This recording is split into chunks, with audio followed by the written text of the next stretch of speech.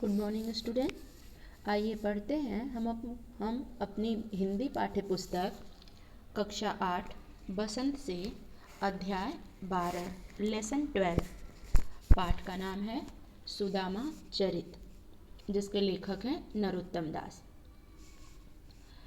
प्रस्तुत पाठ में यहाँ सुदामा के चरित्र के बारे में बताया गया है और श्री कृष्ण के से उनकी मित्रता का बखान किया गया है।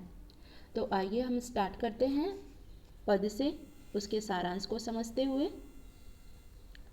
शीस पगा न झगा तन में, प्रभु जाने को आहि बसे के ही ग्रामा। धोती फटी सी लटी दुपटी, अरुपाय उपाहन को नहीं सामा। द्वार खड़ो द्विज दुर्बल एक, रहो चकिसो वसुधा अभिरामा। पूछत दीन दयाल को धाम, बतावत आपन नाम सुदामा। प्रस्तुत काव्य पंक्ति में यहाँ पर श्री कृष्ण के द्वारपाल जो हैं वो जा कर के श्री कृष्ण को सुदामा का पूरा हाल बताते हैं और बताते हैं कि वो किस प्रकार से देख रहे हैं।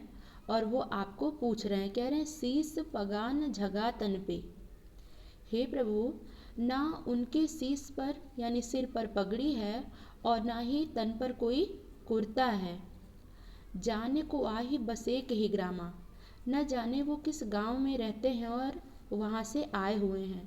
उनकी धोती भी बिल्कुल फटी हुई है और जो दुपट्टा उन्होंने अपने कांधे पर रखा हुआ है वो भी पूरी तरह से फट चुका है। अरुपाय उपाहन को नहीं सामा, उनके पैरों में बेवाइयाँ फटी हुई हैं और उनके पैर में जूते भी नहीं हैं। द्वार खड़ो द्विज दुर्बल एक, हमारे हे द्वारिकाधीश आपके द्वार पर एक ब्राह्मण जो कि बिल्कुल दुर्बल स्थिति में है, दुखद स्थिति में है, वो खड़ा है और चकित होकर, आश्चर्यचकित होकर आपके पूरे नगर और धाम को देख रहा है। आपका धाम पूछ रहा है, अर्थात आपका निवास स्थान पूछ रहा है और अपना नाम सुदामा बता रहा है। पहले वाले पंक्ति में द्वारपाल श्री कृष्ण को संदेश देता है कि आप हे प्रभु, आपके द्वार पर एक ब्राह्मण आया हुआ है जिसके सिर पर ना ही पगड़ी है, ना ही तन पर कोई कुर्ता है और वो न जाने किस गांव से आया हुआ है। उसकी धोती भी फटी हुई है और दुपट्टा भी पूरी तरह से खराब हो चुका है। उनके पैरों में बेवाइयाँ फटी हुई हैं और उपाहन यानी जूते भी उनके पैर में नहीं है। द्वार पर एक द्विज यानी ब्राह्मण दुर्बल जो बहुत ही कमजोर है, आश्चर्यचकित होकर के आपके पूरे राज्य को देख रहा है, आपका धाम पूछ रहा है और पूछने पर अपना नाम सुदामा बता रहा है। सेकेंड पैरा, ऐसे बेहाल बिवाइन सो पग, कंटक जाल लगे पुनि जोए। हाय महादुख पायो सखा तुम, आए इतै न कितै दिन खोए। देखि सुदामा की दीन दशा, करुणा करके करुणा निधि रोए। पानी परात को हाथ छुयो, नहीं नैनन के जल सो पग धोयो। दूसरे प्रस्तुत पंक्ति में पद में यहाँ पर सुदामा का श्री कृष्ण से मिलन होता है और श्री कृष्ण जो हैं वो सुदामा की ऐसी दीन दशा देख करके बिल्कुल द्रवित हो जाते हैं, दुखी हो जाते हैं और कहते हैं ऐसे बेहाल बिवाइन सोपग, कंटक जाल लगे पुनि जोए। उनके पैरों उनकी स्थिति देखकर यानी श्री कृष्ण सुदामा की स्थिति को देख करके उनके पैरों में जो बेवाइयाँ फटी हुई थी और कंटक उसमें जो कांटे लगे हुए थे वो उसे चुन चुन करके निकाल रहे थे और सुदामा से कह रहे थे कि हाय महासखा, हे मेरे मित्र, तुम इतने दिन कहाँ रहे, इतने दुखों को सहते रहे और तुम इतने दिन तक कहाँ रहे। देख सुदामा की दीन दशा, भगवान श्री कृष्ण सुदामा की ऐसी दीनहीन दशा देख करके उनके हृदय में इतना करुणा आ जाता है, इतनी दया आ जाती है कि उनके ऊपर वो अपने पूरे करुणा और दया को दिखाते जाते हैं और रोने लगते हैं और वहाँ पर वो इतना रोते हैं कि जो उनके पैर को धोने के लिए वो परात का पानी मंगाए थे, उन्होंने उसको हाथ भी नहीं लगाया। उनके नैनों से अर्थात उनके आँखों से इतने अश्रु बहे कि उसी से सुदामा के पैर धुल गए। प्रस्तुत पंक्ति जो है, पानी परातों को हाथ छुयो नहीं, नैनन के जल सो पग धोयो। प्रस्तुत पंक्ति में यहाँ पर अतिशयोक्ति अलंकार है, क्योंकि यहाँ पर बातों को बहुत ही चढ़ा बढ़ा करके कहा गया है। आगे बढ़ते हैं। कछु भाभी हमको दियो सो तुम काहे न देत, चापी पोटली कांख में रहे कहो के ही हेतु। अब प्रस्तुत पद में यहाँ पर श्री कृष्ण जी सुदामा से उलाहना देते हुए कहते हैं कि भाभी ने हमारे लिए जो उपहार आपसे भेजा, तुमसे भेजा हुआ है, वो तुम हमें क्यों नहीं दे रहे हो। वह तुम ये छोटी सी जो तुम पोटली लिए हुए हो, वह किस कारण से तुम अपने बगल में दबाए जा रहे हो, रखे कहूँ के हो, किस कारण से तुम रखे हुए हो और ये तुम मुझे दे नहीं रहे हो। आगे प्रस्तुत पद में कहते हैं कि आगे चना गुरु मात तो दई ते। यह उस समय का प्रसंग है जब श्री कृष्ण सुदामा गुरुकुल में शिक्षा प्राप्त कर रहे थे और वहाँ पर गुरु माता ने जंगल से लकड़ियाँ लाने के लिए श्री कृष्ण और सुदामा जी को भेजा था और चने दिए थे कि जब भूख लगेगा तो खा लेना, परंतु वो चने जो है सुदामा स्वयं ही अकेले खा गए थे। तो वही उलाहना देते हुए श्री कृष्ण यहाँ सुदामा से अपनी मित्रता का बखान करते हुए, उन्हें उलाहना देते हुए कहते हैं कि तुम तो कुछ कार्यों में बहुत ही पहले से निपुण थे। कहते हैं आगे चना गुरु माता दई ते लये तुम चाबी हमें नहीं दीने, श्याम कहो मुस्काय सुदामा सो चोरी की बान में हौजु प्रवीणे। पोटरी कांख में चापी रहे तुम खोलत नाही सुधारस भीने, पाछिली बानी अजो न तजो तुम तैसे ही भाभी के तंदुल दीने। अब यहाँ पर श्री कृष्ण सुदामा को उलाहना देते हुए कहते हैं कि याद है तुम्हें जब गुरु माता ने तुम्हें चने दिए थे तो तुम चाबी यानी तुम उसको अकेले ही खा लिए थे, मुझे नहीं दिए थे। श्याम कहो मुस्काई, श्याम मुस्कुरा करके सुदामा से कहते हैं कि चोरी की बान में यानी चोरी में तो तुम बचपन से ही बहुत ही निपुण और प्रवीण हो। पोटरी कांख में चापी रहे तुम, और यह अभी जो पोटली तुम ले आए हो उसे भी तुम अपने बगल में दबाए जा रहे हो, उसे खोल नहीं रहे हो। जो अमृत के समान उसमें मेरे लिए उपहार है वह उसका आनंद तुम मुझे लेने नहीं दे रहे हो। पाछिल बानी अजो न तजो, पिछले समय की यानी बीते हुए समय की जो तुम्हारी आदत थी उसे तजो, तुमने आज भी उसको नहीं त्यागा है। इसीलिए तैसे ही भाभी के तंदुल दीने, इसीलिए तुम अब भी जो भाभी ने मुझे तंदुल दिया हुआ है और उसी चोरी की प्रवीणता के साथ, उसी निपुणता के साथ तुम मुझे वह तंदुल देना नहीं चाहते हो। तंदुल अर्थात चावल, वह चावल तुम मुझे देना नहीं चाहते हो। आगे देखते हैं।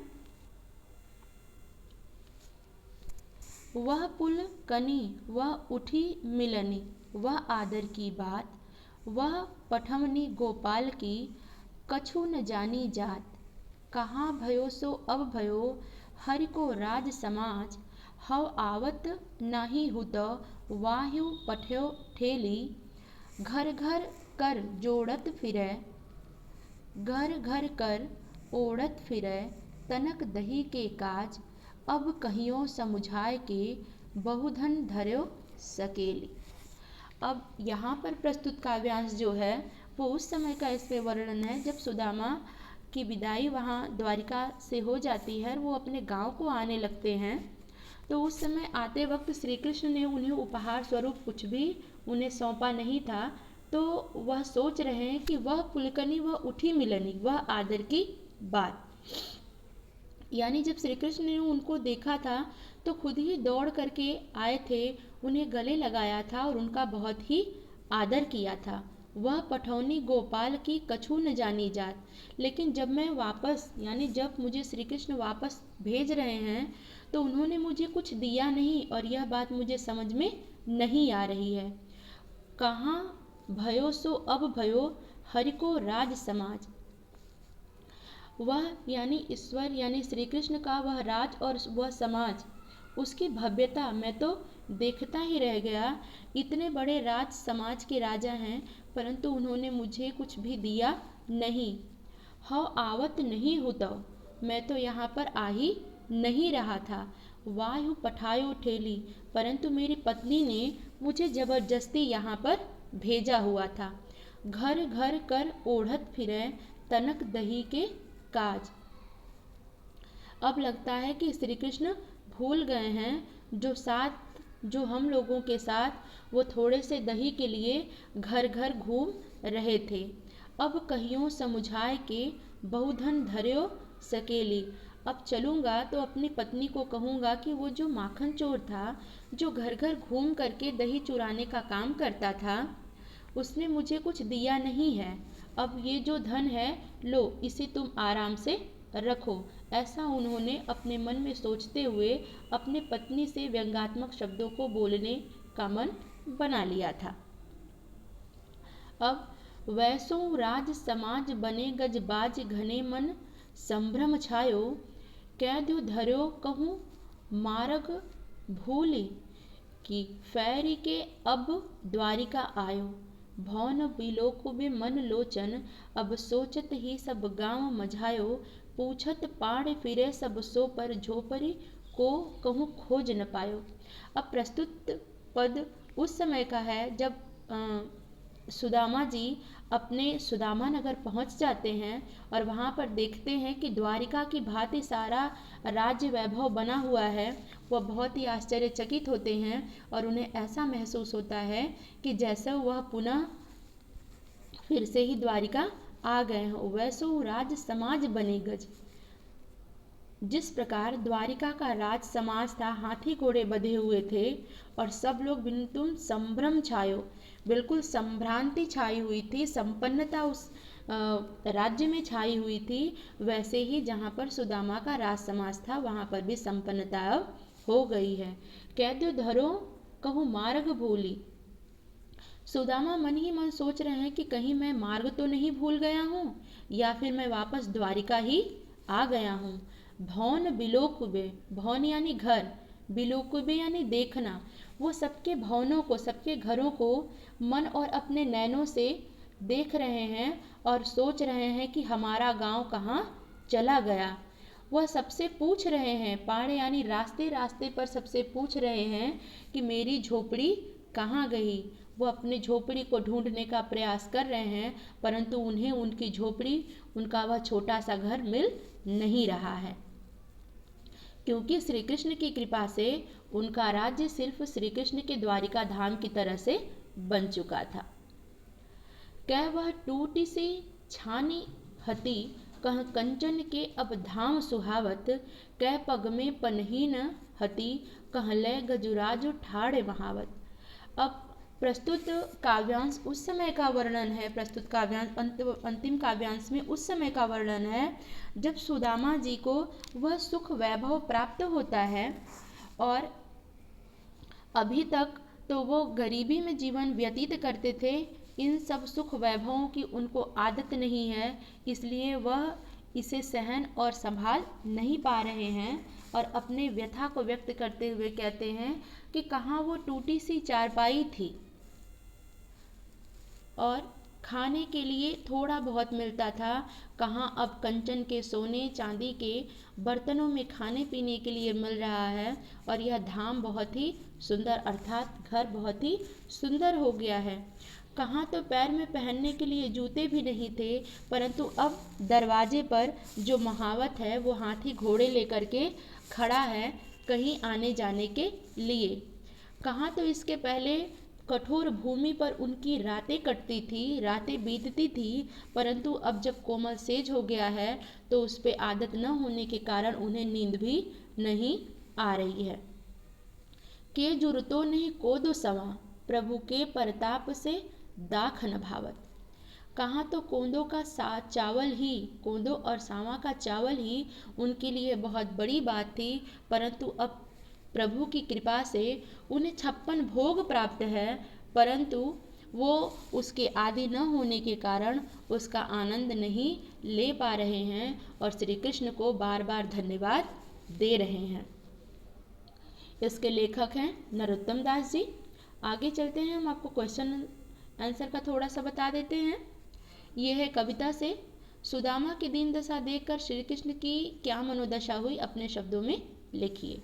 तो सुदामा की दीन दशा देख करके श्री कृष्ण का हृदय बहुत ही द्रवित हो गया, वह करुणा से भर गए और उन्होंने फूट फूट करके रोना शुरू किया और उनसे पूछा कि हे मित्र, तुम इतने दिनों तक कहाँ थे? इतने दुख सहने के बाद भी तुम मेरे पास क्यों नहीं आए?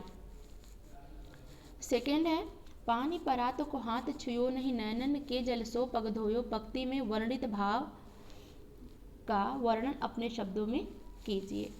सेकेंड का है, यहाँ पर श्री कृष्ण अपनी करुणा को व्यक्त करते हुए, अपनी भावनाओं को व्यक्त करते हुए सुदामा के पैरों को धुलने के लिए जो वो परात का पानी मंगाए रहते हैं, परंतु उनके पैरों की बेवाइयाँ और बिना जूते का उनका पैर किस तरीके से शत विशत हो गया था, उसे देख करके उनके नैनों से इतने आंसू बहे कि उसी आंसू से ही सुदामा के पैर धुल गए और परात के पानी को हाथ लगाने की आवश्यकता उन्हें नहीं हुई, अर्थात वो बिल्कुल द्रवित और भाव विभोर हो गए थे। चोरी की बान में होजू प्रवीणे। प्रस्तुत पंक्ति जो है श्री कृष्ण ने सुदामा के लिए प्रयोग किया है, क्योंकि बचपन में वो जो चने छुपा करके खा गए थे, उसी का उलाहना देते हुए यहाँ पर श्री कृष्ण उनको कहते हैं कि जो गुरु माता ने चने दिए थे वो तुमने खा लिया था। उपयुक्त पंक्ति कौन किससे कहता है? तो चोरी की बान में होजू प्रवीणे, यह श्री कृष्ण सुदामा से कहते हैं। इस कथन की पृष्ठभूमि स्पष्ट कीजिए। इस कथन की वही पृष्ठभूमि है, यानी जो गुरु माता ने चने दिए थे वो सुदामा ने अकेले ही खा लिया था, श्री कृष्ण को नहीं दिया था। वही उलाहना देते हुए वह कहती हैं। इस उपालंब यानी शिकायत के पीछे कौन सी पौराणिक कथा है? द्वारिका से खाली हाथ लौटते समय सुदामा मार्ग में क्या क्या सोच रहे थे? वह कृष्ण के व्यवहार से क्यों खींच रहे थे? सुदामा के मन की दुविधा को अपने शब्दों में प्रकट कीजिए। अब वो इसलिए खींच रहे थे कि जब मैं द्वारिका पहुंचा था तो श्री कृष्ण कितने ही आदर सत्कार के और कितने प्रेम के साथ मेरा स्वागत किया था, मेरा मान सम्मान किया था, परंतु अब जब मैं वहां से वापस आया हूं तो मेरी दीन दशा देखते हुए भी श्री कृष्ण ने मुझे कुछ दिया नहीं। मैं तो यहाँ आ ही नहीं रहा था, परंतु अपनी पत्नी के कहने पर उसने जबरदस्ती मुझे यहाँ पर भेज दिया। अब जा कर के कहूँगा कि जो घर घर घूम करके माखन चुराने वाला था, जिसके पास तुमने मुझे भेजा था कि वो मेरी कुछ सहायता कुछ मदद करेंगे, श्री कृष्ण ने तो मुझे कुछ भी उपहार में नहीं दिया। 6 नंबर है, अपने गांव लौटकर जब सुदामा अपनी झोपड़ी नहीं खोज पाए तब उनके मन में क्या क्या विचार आए, कविता के आधार पर स्पष्ट कीजिए। तो जब सुदामा जी अपने गांव लौट आए और उन्हें उनकी झोपड़ी नहीं मिली तो वह पुनः सोचने लगे कि कहीं ऐसा तो नहीं कि मैं मार्ग भूल गया हूँ और द्वारिका पुनः वापस लौट आया हूँ। वहाँ के लोगों से यह जानने का प्रयास कर रहे थे कि मेरी झोपड़ी कहाँ चली गई और यहाँ ये सब कैसे बदला बदला सा हो गया है। 7 है, निर्धनता के बाद मिलने वाली संपन्नता का चित्रण कविता की अंतिम पंक्तियों में वर्णित है, उसे अपने शब्दों में लिखिए। निर्धनता के बाद, जैसे कि सुदामा जी पहले बहुत ही गरीब थे और श्री कृष्ण की कृपा से जब उनके पास समस्त धन संपदा मिल गई है तो उसकी आदि यानी उसका आदती न होने के कारण वह सुख सुविधा उन्हें अंतर से आत्मतृप्ति नहीं दे पा रही है, वह उसका उपभोग नहीं कर पा रहे हैं। कविता से आगे, द्रुपद और द्रोणाचार्य भी सहपाठी थे। उनकी मित्रता और शत्रुता की कथा महाभारत से खोजकर सुदामा के कथानक से तुलना कीजिए। उच्च पद पर पहुंचकर या अधिक समृद्ध होकर व्यक्ति अपने निर्धन माता पिता भाई बंधुओं से नजरें फेरने लगता है। ऐसे लोगों के लिए सुदामा चरित्र कैसी चुनौती खड़ी करता है, लिखिए। ये आपका शब्दकोश है, इसे आपको 10 लाइन में स्वयं ही लिखना है। अनुमान और कल्पना।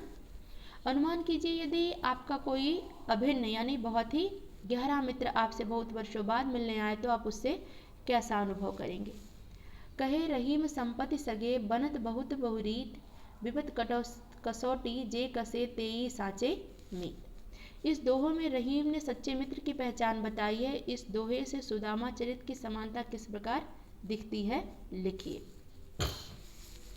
इस दोहे से सुदामा चरित्र की समानता इस प्रकार दिखती है कि जैसे कि जब श्री कृष्ण सुदामा से मिलते हैं, उनकी दीन दशा देखते हैं और उतने पर भी यानी इतना धन संपदा होने के बावजूद भी उनमें वो अहंकार नहीं था और अपने मित्रता को बिल्कुल हृदय की मार्मिकता से निभाते हैं और उन्हें धन संपदा से परिपूर्ण करते हैं।